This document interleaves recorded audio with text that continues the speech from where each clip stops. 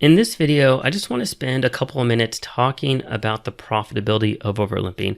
So what I did is I did the exact same analysis as I did with my ISO raising hands, and I looked at my win rate over 250,000 hands.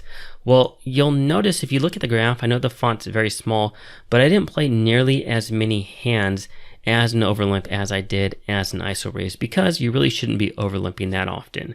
You're also going to notice that the win rate isn't nearly as much. So this yielded me a win rate of just under 62 BB per 100, whereas ISO raising was roughly 4 times higher.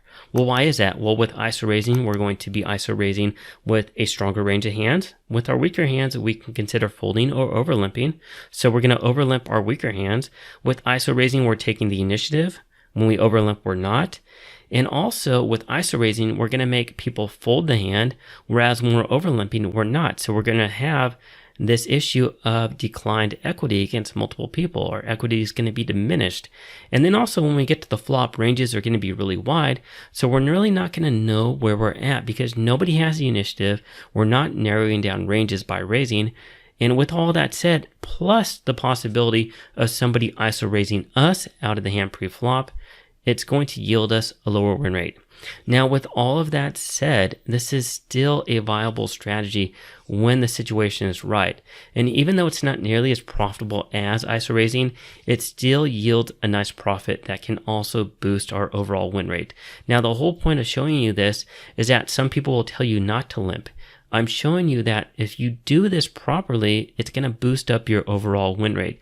You are going to notice that with your graph, or at least in my situation, there's a lot more ups and downs, and this is kind of all over the place compared to ISO raising just because of everything that I said. So we have to kind of understand that this is going to have more variance in regards to the style of play because we're not going to know where we're at, ranges are wider and so forth, and we don't have the initiative. And also we're just not playing as strong of hands. But it still yields a very nice win rate.